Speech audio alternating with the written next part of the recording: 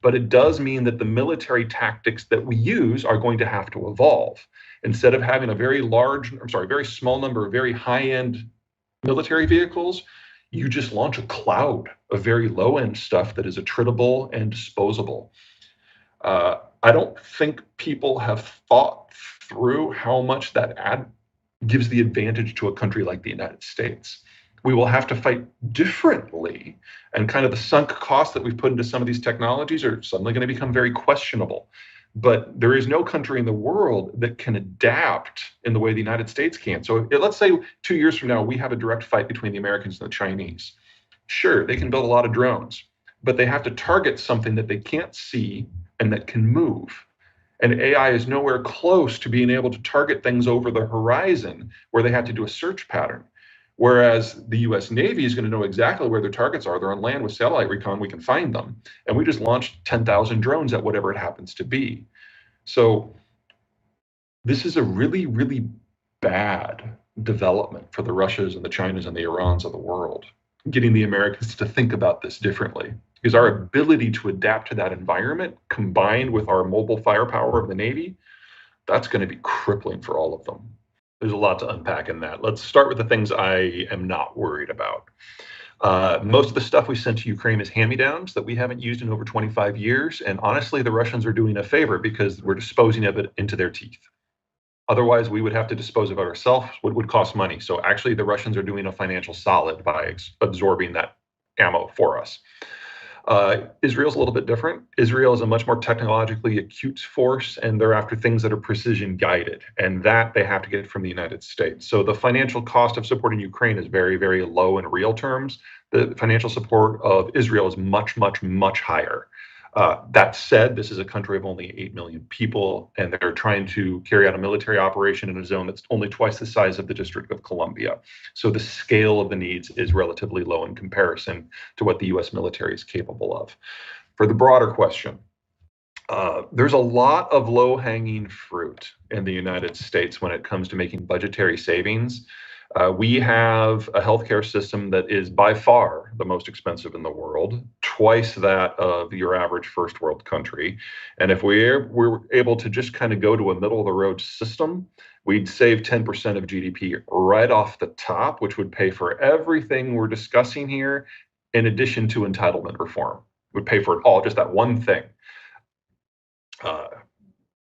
I would love to see meaningful healthcare reform in this country. Barring that, as long as the United States is the sole currency, and again, there's no pretender to the throne at the moment, we do have the option of monetizing. That is not my preference, but it seems to be the preference for the last 5 political administrations. And honestly, if Americans had a problem with that and wanted to have a different system, they would have voted for the other guy every single time. There's an opportunity cost here. If we had stuck with what Bill Clinton did with the balancing of the budget back in the 90s, not only would we not have a budget deficit today, but we would have paid for the retirement of the baby boomers. But we chose a different road. So there's a difference between the opportunity cost and a national cost. There's no alternative for anyone right now. And honestly, the more the US withdraws from the world economically, the more viable the US dollar becomes as the global currency. Because the first thing you want from a currency is for whoever controls it to not intervene in currency markets to benefit themselves. So I feel bad about this. I'm a fiscal conservative, but people who feel my way have been out of power now. Well, his supporters obviously believe in him. No shock there. Okay, so a couple things. Number one, he has full control over the Republican Party apparatus, and I have no doubt that he'll get the nomination. I mean, he could campaign from prison where he's been convicted of 90 felonies, which is how many there are now. And he could live stream the abortion of his underage illegal migrant trans lover, and he would still get the nomination. He's got a lock on that. His supporters are fervent. They're cultists. They're not going anywhere. But then he has to win the general. And if there is one thing that Donald Trump has made very clear, it's that he doesn't think that the decision should be made by the general population in the general election. He wants the competition to be purely at the primary level. And so if you're an American independent, you're like, hold my beer. Because independents in the last midterms did three things that hadn't happened in American history before. One, they showed up. Independents usually don't vote in the midterms at all.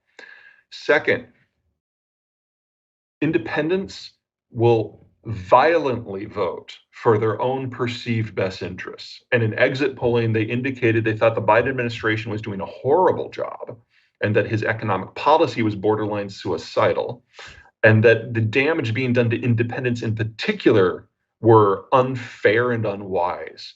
And they voted for Democrats anyway. And then third, independents almost never vote for the same side twice. They're very fickle.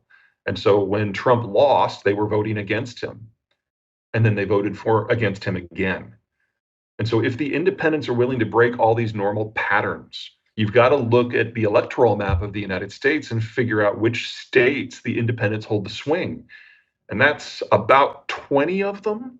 And so you take the states that will go red no matter what happens with the independents, and the ones that will go blue without whatever happens to the independents, you put them to the side and you look at what's left, they all go purple. So we're probably looking at the Trump team getting maybe a dozen states, none of which are big. And with Biden sweeping, among other places, Texas and Florida. Oh yeah, no, this all assumes that neither of them die. That's fair. If one of them keels over for whatever reason, then we're in a completely different environment. Right. Yeah. Which incidentally is another great entry point for a potential third party. Well, let's hit it from the non-political demographic angle first before we get into the muck. The United States birth rate is the lowest in its history. And if we continue on our current path, we're going to be facing a Chinese or European style dissolution 30, 40, well, no, 50, 60 years from now. So we're at the beginning of what could be a very dangerous period. And in the next 15 years, we're going to see China and Germany disassociate. And so we're going to get some very clear examples of the path that we're on soon.